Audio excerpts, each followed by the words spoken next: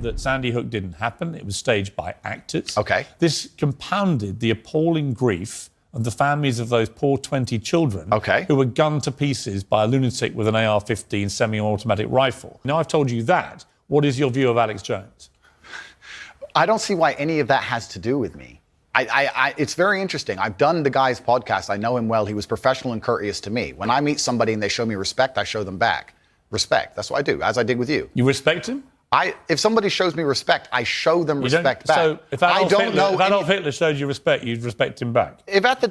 That's a stupid question, Piers. It's not. It's a logical extension of your argument. No, if in 1931 I was walking through Germany and a man come up to me and said, sorry for bumping into you, I'd say, sorry, no problem, mate. I'd show respect back. I don't know, what are you trying to say? That I sanction the Holocaust? You literally just said if somebody You're trying to get away from the point, because what you did is you're trying to say, because I did a podcast, I sanction all of this person's views. And I'm saying I do 5 podcasts a week. I do 5 podcasts a week, and I don't sanction 100% the views of any other person on the planet, because I'm an individual, and he has an individual views, as do you. So I don't know why you're trying to come at me with one of his views and pretend that's something to do with me. It's a pretty big view. No, but it's a lame trick, Piers, and you're better than this. So let's move on. Vladimir Putin had a podcast. Would you go on it? If Vladimir Putin had a podcast, I'd go on it. If Joe Biden had a podcast, I'd go on it. If a feminist has a podcast, I'll go on it. If Piers Morgan has a podcast, I'll go on it. If Alex Jones, I don't see the point you're making. There's no point here. You're digging, but there's nothing to find. I've never had anyone spoken to somebody since your arrest who says exactly those things. That with you, it's all manipulation. There's an ulterior. Is this Sophie? Everything. Is this Sophie?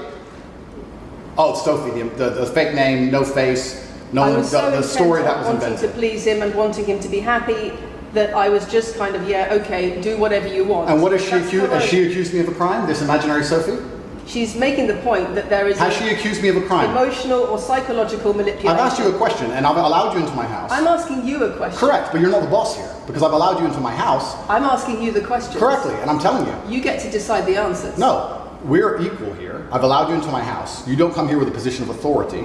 I'm doing you the favor as legacy media, giving you relevance by speaking to you. And I'm telling you now, this Sophie, which the BBC has invented, which there's no face of, nobody knows who she is. The BBC did not invent. Of course not. And because you never invent anything. And she's not filed criminal charges against me. What are we talking about here?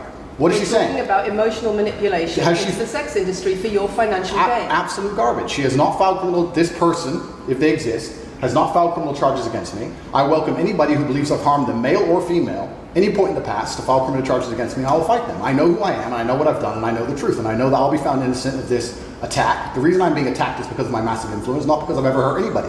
And for you to sit here and say that everybody around you is saying you're innocent, but that doesn't matter because the state will say they're victims, and they're just going to grab everybody you know and call everybody victims, even if they say they're not, and try and put you in jail. You are describing a matrix attack. You're not describing human trafficking. From everything I've read about you, I think you have certainly been probably able to be very helpful to young men who have really struggled for self-confidence and all that kind of thing, right? Completely. I'm completely prepared to accept that. But there was also, I think, quite a disturbing piece that BuzzFeed did. And it talked about the negative impact of young, impressionable male minds when they've read or seen some of the more inflammatory things you've said. And they quoted, for example, Sandy, 22, from Washington. My father's gone from a man who minored in women's studies in college, who was kind and in touch with his emotions, treated all people, men and women around him, with kindness, to a man who says that whenever he sees an effeminate male stranger, he gets an overwhelming urge to murder them. He loves podcasts. He listens to a lot of podcasts. I know he's listened to Andrew Tate. Whoa. Let's stop for a second. Let's be professional here, Piers, because you're a professional, as am I. First, she said, did you say that my father went? She said, my father has gone. Her father. That's a full-grown man, firstly. So we're talking about my impact on children. You just talked about a full-grown man here. Secondly, I've never talked about murdering effeminate men in anything online ever, in any context ever. So I don't know why they have taken some random person I've never met in the world who's full-grown, an adult, and come to their own conclusions who I've never met and lumped his name in with mine. That is absolutely unfair on every level. I didn't read this BuzzFeed. I didn't read this BuzzFeed article, but after hearing the first point, I know it's trash. That is complete garbage. I'm the reason this man believes what he believes. I've seen a quote from you, and you can tell me what you feel here about this. Sure. You talk about people don't want to see men dressed up in dresses. Transgender. That's not exactly what I said. What did you say? I said the reason I am so popular and I'm so famous is that there's a large contingent of men who don't want to wear makeup, who still want to make money, go to the gym, be strong, drive a fast car, be traditionally masculine, and don't want to be shamed for that, and they don't want to be called toxic for that. That is the reason I'm so massively famous. That is what I said. What do you think of transgender people? That's nothing to do with me. I'm not transgender, and I don't understand the issue like they do. They Are can you do whatever transphobic? Do you consider yourself that? Transphobic? What? Afraid? Well, it kind of, yeah. You have I don't live in fear, my friend. I have no problem. Do you have a dislike of transgender people? I don't know any transgender people. Do you have a dislike of what they stand for, what they are? No. Why would I? I don't know. That's not my issue. You tweeted a picture of Amanda Holden, very good friend of mine.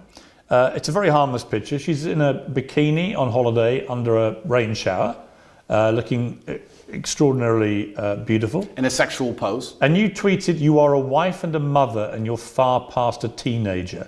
There's no need for this post." Agreed. Again, it's just misogynist to say that. It's not misogynistic. Why can't a woman of her age, she just turned 50, why can't a woman of that age actually show off her beautiful body in a nice bikini like that? What's wrong with that? You can call me crazy. You can call me misogynistic, but I think once you reach the ripe age of 50, any woman should not be interested in thirst trapping on Instagram. I think she has bigger responsibilities. I'm sure she's a very intelligent lady and she's done amazing things. She's famous. She's obviously very capable. And I think she could do things more interesting than standing around trying to thirst trap on Instagram like she's 18. Because I think she's above it.